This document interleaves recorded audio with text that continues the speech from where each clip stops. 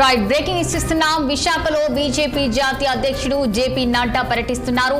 నగరంలో కాసేపటి క్రితం ప్రారంభమైన సారథ్య యాత్ర ముగింపు సభకు ఆయన హాజరయ్యారు.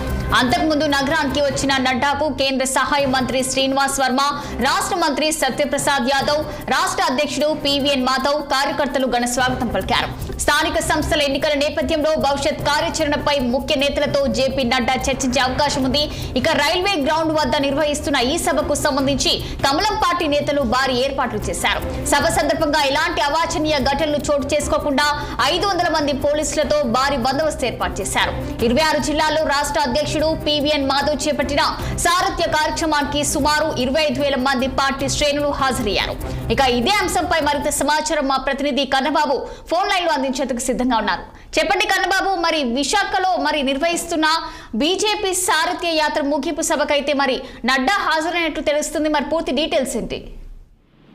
గుడ్ మార్నింగ్ రచన. ఏదైతే విశాఖ వేదిక భారతీయ జనతా పార్టీ ఈ రోజు ఏదైతే విశాఖ రైల్వే స్టేషన్ మైదానంలో భారీ బహిరంగ సభ అయితే నిర్వహించింది. దీనికి సంబంధించి అధికారులు అయితే ఇప్పటికే అన్ని రకాల ఏర్పాట్లు అయితే పూర్తి చేసినటువంటి తరుణం కూడా మనం చూడొచ్చు. అయితే పార్టీ రాష్ట్ర అధ్యక్షులు పివిఎన్ మాధవ్ సారథ్యంలో ఏదైతే సారథ్యం పేరుతో చేపట్టినటువంటి యాత్రకు ఇది ముగింపు సభగా చెప్పుకోవచ్చు. దీనికి పార్టీ జాతీయ అధ్యక్షులు ఏదైతే జేపీ నడ్డా హాజరవుతున్నారు.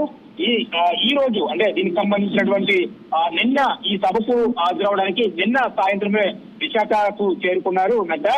అయితే శనివారం రాత్రి అంటే నిన్న రాత్రి నగరానికి చేరుకున్న నడ్డా కొంతమంది కార్యకర్తలతో ముఖ్యమైన నేతలతో కొన్ని ప్రత్యేకమైనటువంటి మీటింగులు కూడా ఏర్పాటు చేసి వాటిలో కొన్ని ప్రస్తావనలు కూడా చేసుకున్నటువంటి తెలుస్తుంది.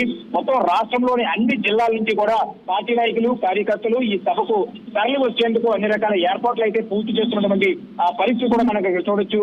మొత్తానికి రాష్ట్ర వ్యాప్తంగా ఉన్నటువంటి అన్ని బీజేపీ అన్ని కేంద్రాల్లోని అన్ని నియోజకవర్గాల్లోని కూడా ఇప్పటికే తమ పార్టీ బలోపేతాన్ని పెంచుకునేందుకు ప్రతి జిల్లాలోని ప్రతి నియోజకవర్గంలోని ప్రతి గ్రామంలోని బీజేపీ యొక్క ఉనికిని చాటుకునేందుకు ఈ యొక్క కసరత్తుకి ఇది ఒక పునాదిగాని వీళ్ళు ఇప్పటికే భావిస్తున్నటువంటి పరిస్థితి కూడా కనబడుతుంది.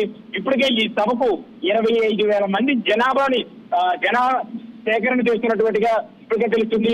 కొన్ని ప్రైవేటు సంస్థల తాలూకా ప్రైవేట్ బస్సులు అలాగే ఆర్టీసీ బస్సుల నుంచి కూడా పెద్ద ఎత్తున ఈ యొక్క సభకు జనాలని నాయకుల్ని తరలించే ప్రయత్నం కూడా జరుగుతుంది. ఇప్పటికే విశాఖలో ఉన్నటువంటి ఒక ప్రైవేటు హోటల్లో నడ్డా బస చేసినటువంటి నేపథ్యంలో అక్కడికి ముఖ్యమైనటువంటి రాష్ట్ర నలుమూలల్లో ఉన్నటువంటి ముఖ్యమైనటువంటి బీజేపీ నాయకులందరూ కూడా ఇక్కడికి చేరుకొని ఇప్పటికే నడ్డాతో కొన్ని ముఖ్యమైనటువంటి విషయాలపై చర్చించినట్లుగా కూడా మనకు తెలుస్తుంది.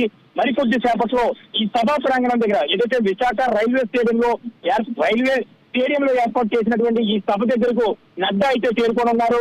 నడ్డా ఏ విషయాలపై ప్రస్తావన చేస్తారనే విషయానికి అయితే ఇప్పటికే బీజేపీ కార్యకర్తల్లో ఒక ఆశ నిజమవుతుందని చెప్పాలి.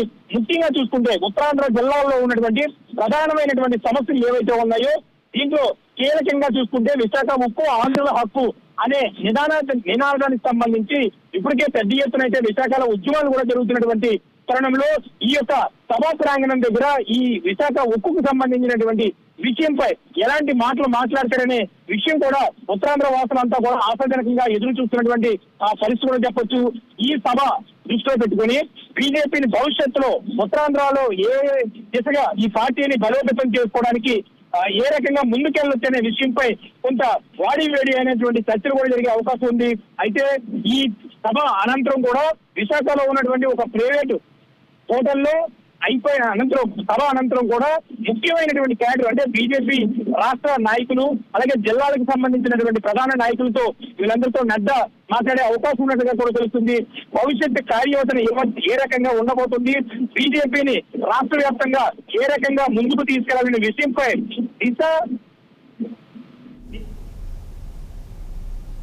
పాల్గొనే పరిస్థితి కూడా ఇక్కడ కనబడవచ్చు.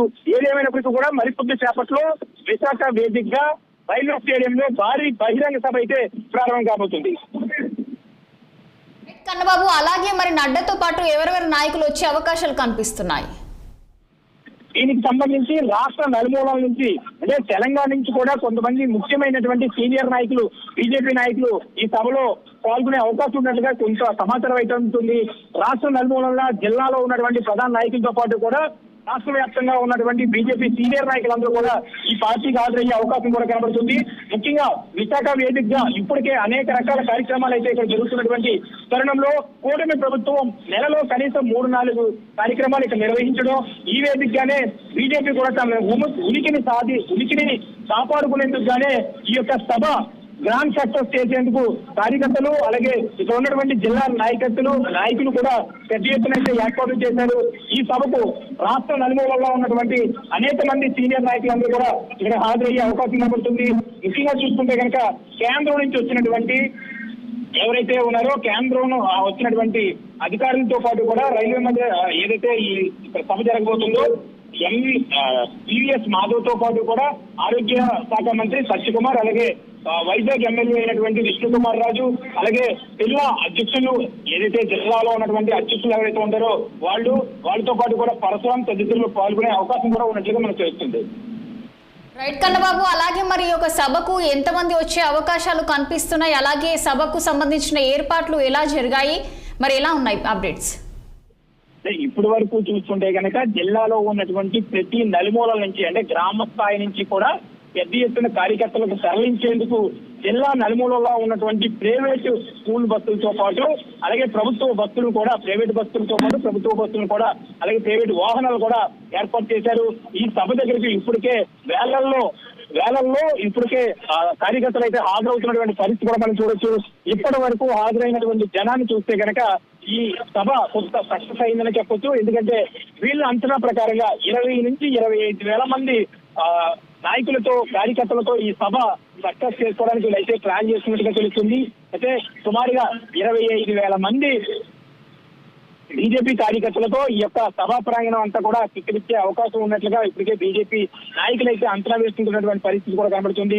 ముఖ్యంగా ఉత్తరాంధ్ర జిల్లాల నుంచే కాకుండా రాష్ట్ర నలుమూల నుంచి ఉన్నటువంటి సీనియర్ నాయకులతో పాటు అలాగే జిల్లాలో నలుమూలల నుంచి గ్రామ స్థాయిలో ఎవరైతే ప్రతి గ్రామం నుంచి కూడా బీజేపీలో ఉన్నటువంటి ప్రధానమైనటువంటి నాయకులందరూ కూడా ఈ మీటింగ్ కి రావడానికి కావాల్సినటువంటి అన్ని రకాల ఏర్పాట్లు అయితే చేశారు. అలాగే ఈ సెంట్రల్ మినిస్టర్ నడ్డా ఎవరైతే ఉన్నారో ఆయన ఇక్కడికి రాబోతున్నారు కాబట్టి దీనికి సంబంధించి కేంద్ర రాష్ట్ర ప్రభుత్వాలకు సంబంధించినటువంటి అధికారులందరూ కూడా ఇప్పటికే ఈ సభకు కావాల్సినటువంటి అన్ని రకాల ఏర్పాట్లు అయితే పూర్తి చేశారు.